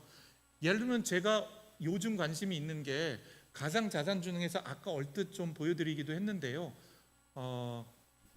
리포트 중에서 여기 보니까 제가 스테이블 코인에 대한 관심이 굉장히 많아졌거든요. 왜냐하면 구버라는 서비스가 스테이블 코인을 적용하게 됩니다. 그럼 스테이블 코인이 도대체 경제에 어떤 영향을 미칠지 그리고 이 변화가 비트코인 시세에 어떤 영향을 줄지 가상자산 현물 TF 보다가 투자지가지 시점에서 리스크 유닛 뭐야 하면 여기를 클릭을 오른쪽 하잖아요. 그럼 관련된 레퍼런스를 쫙 보여줘요. 너 당시 이것만 봐. 그리고 제가 궁금한 거 있으면 여기 에스크구버에서 질문을 하면은 여기 있는 모든 레퍼런스를 제 대신에 읽고 답변을 해주게 됩니다. 그런데 이게 제가 일일이 보기 힘들다고요? 그러면 여기 보시면 얘가 팟캐스트도 자동으로 생성해줘요. 스테이블 코인의 디지털 자산과 미래라는 거를 AI가 스스로 전체를 조사하고 AI 사람을 생성을 해서 팟캐스트까지 만들어서 제가 운전할 때 그냥 들으면 돼요. 한번 들어볼까요? 인공지능이 100% 만들어낸 팟캐스트입니다. 안녕하세요. 팟캐스트 디지털 자산인 사이트의 서진입니다. 오늘은 스테이블 코인과 디지털 자산의 미래를 주제로 블록체인 경제학자이자 디지털 자산 규제 전문가인 도영 박사님을 모셨습니다. 도영님도 또 다른 인공지능입니다. 서진님. 네, 스테이블 코인에 관련된 걸 잘 알고 있는 인공지능을 핵심 요소로 또 다른 떠오르고 인공지능이 있어 호출한 거죠. 오늘 논의가 중요하다고 생각합니다. 먼저 스테이블 코인이 정확히 무엇인지 짚어볼까요? 최근 매경 기사에서 디지털 달러 결제의 대안으로 언급됐던데요. 스테이블 코인은 미국 달러나 원화 같은 법정화폐에 1대1로 연동해 가격 안정성을 확보한 디지털 자산입니다. 담보준비금, 미국 네. 국채 등을 통해 몇 가지만 보여드리도록 할게요. 그래서 말씀드린 것처럼 실제로 자산 관리나 투자 관리, M&A 대상 분석, 듀딜리전스, 자사 경쟁자 분석, 위험 관리, 그리고 이 구보 플랫폼 전체를 API로 저희는 제공하기 때문에 API로 연동해서 여기 계신 분들이 사용하는 서비스에 연동해서 직접 사용하는 것까지 가능하게 됐다고 보시면 될 것 같습니다. 그리고 이런 것들은 에이전트 시장은 돈 버는 방식을 파괴를 하게 될 거예요. 초기에 챗GPT는 서브스크립션 모델이에요. 한 달에 2달러 내세요, 10달러 내세요, 뭐 이렇게 200불 내세요, 이렇게 되는 거죠. 근데 그게 이제 현재는 API 시장까지 발전했습니다. 이제 뭐가 바뀔까요? 에이전트 서브스크립션뿐만 아니라 PPL이 들어오고 브로키지 피가 발생하게 됩니다. 챗GPT가 아니라 구버에게 이제는 나 휴대폰 바꾸고 싶은데 뭘 바꾸면 좋겠어? 라고 얘기를 하면 분석을 해서 저한테 추천해 줄 뿐만 아니라 그 휴대폰 혹시 삼성카드 가지고 계세요? 그럼 오늘 휴대폰 삼성카드 5% 할인해 주는 게 있는데 그거 제가 소개해 드릴까요? 라고 해서 거래를 유도할 수 있도록 해주는 거죠. 이렇게 브로커리지 서비스를 할 뿐만 아니라 MCP하고 연동해서 MCP 콜하는 형태로 생태계를 마련하게 됩니다. 궁극적으로는 여러분이 하나씩 가지게 되는 에이전트 하나하나가 돈을 벌게 해주고요, 수익을 공유하게 됩니다. 2달 후부터는 이 구버가 광고 비즈니스를 하게 됩니다. 여기 앞에 계신 선생님께서 구버를 쓰셔서 구버를 리포트를 만들거나 에이전트를 만들잖아요. 그럼 거기에는 광고가 들어가는데요. 만약에 내가 광고를 넣다고 허락하면 그럼 그 리포트가 제3자한테 보이게 되면 그러면은 거기서 생긴 광고 수익을 여기 계신 분하고 7대3으로 수익을 쉐어하게 됩니다. 그러니까 각 개인이 인공지능을 소유하게 되고 그 인공지능이 돈을 여러분을 위해서 벌어주게 되는 거죠. 이렇게 완전히 새로운 비즈니스 모델을 다수가 만약에 만들게 되고요. 지금 10년 전만 하더라도 유튜브에서 돈 버는 사람 없었거든요. 유튜버들 지금 굉장히 큰 가치를 생성해내는 것처럼 여러분의 AI 에이전트가 이제 돈을 벌기 시작을 하고 여러분 소유가 되고 여러분은 자산을 관리하고 자산을 운영하는 인공지능을 상속을 시킬 수도 있게 될 겁니다.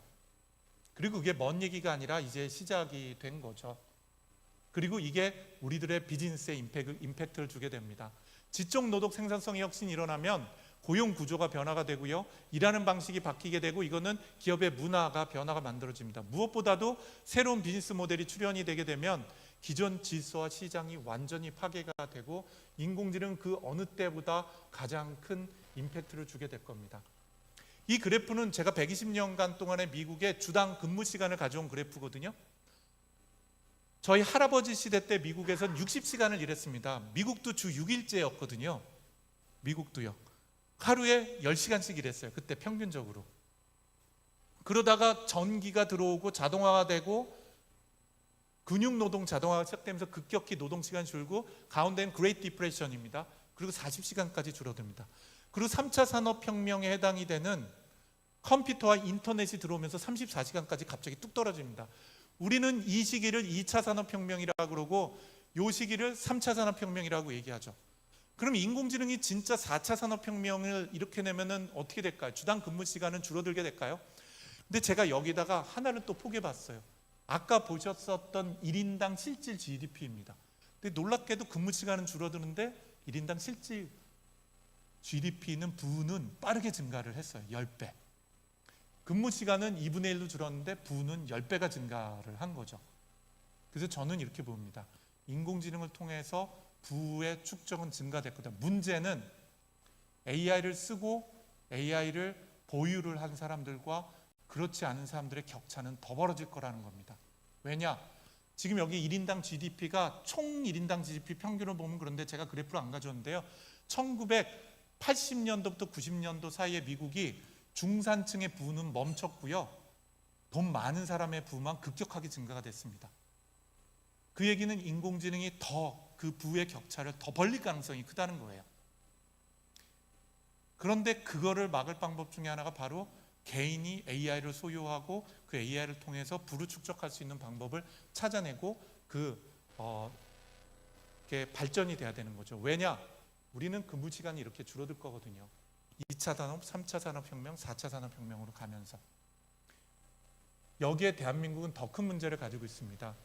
여기 계신 분 평균을 보니까 40대 정도 되는 것 같습니다. 저는 50대인데요. 20년 후에 제가 죽어줘야 되는데 제가 보기에는 이 과학기술하고 의료 발전 때문에 20년 후에도 건강할 것 같습니다. 그럼 무슨 문제가 있죠? 20년 후에 정확하게 65세부터 100세까지의 초고령 인구가 지금의 2배가 됩니다. 문제는 18세부터 65세까지의 노동 인구의 지금의 절반이 돼요. 지금의 의료보험 체계 유지가 불가능합니다. 지금의 국민연금 체계 예를 들자면은 뭐가 있죠? 또 뭐 그 외 모든 복지들 공무원 연금을 포함해서 불가능에 가깝습니다. 돈을 버는 사람은 2분의 1로 줄어들고 돈을 쓰는 사람은 2배로 늘어나니까 이거 어떻게 가능하죠? 저는 3-4가지밖에 없다고 생각합니다. 첫 번째, 고용소득을 자본소득으로 바꿔야 됩니다. 어떻게 가능하죠? AI가 중요한 역할을 저는 하리라고 믿습니다. 두 번째, 아마도 더 많은 여성들이 일을 해야 될지도 모르겠고 젊은 친구들이 되겠죠. 그 다음에 이민 제도도 크게 변화해야 될지도 모르겠죠. 그리고 세 번째, 어쩌면은 구조적으로 굉장히 큰 변화를 우리가 도전해야 될지도 모릅니다. 여하간에 이런 여러 가지 요소에 인공지능이 없이는 저는 지적노동에, 특히 투자시장은 지적노동일 때 혁신이 만들어지기 불가능하다고 생각합니다. 제 얘기가 아니라 이미 돌아가신 피터 드러커 교수의 얘기이기도 하고요. 자, 오늘 제가 긴 얘기를 했습니다. 실제 제 원래 계획보다 한 20분 가까이도 늘어났는데요. 오늘 3세션만 있으니까 양해를 좀 부탁드립니다. 마지막 얘기는 이겁니다. 컴퓨터는 놀랍게 빠르고 정확하지만 멍청하고 사람은 놀랍게 느리고 부정확하지만 대단히 똑똑하다. 이 둘의 힘을 합치면 상상할 수 없는 힘을 가지게 된다. 알버트 아인슈타인이 얘기고요.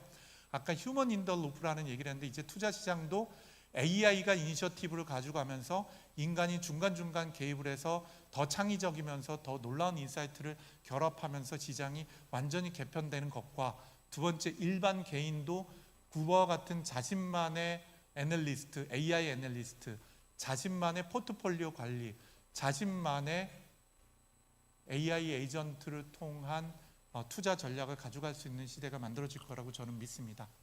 네, 이렇게 제 발표는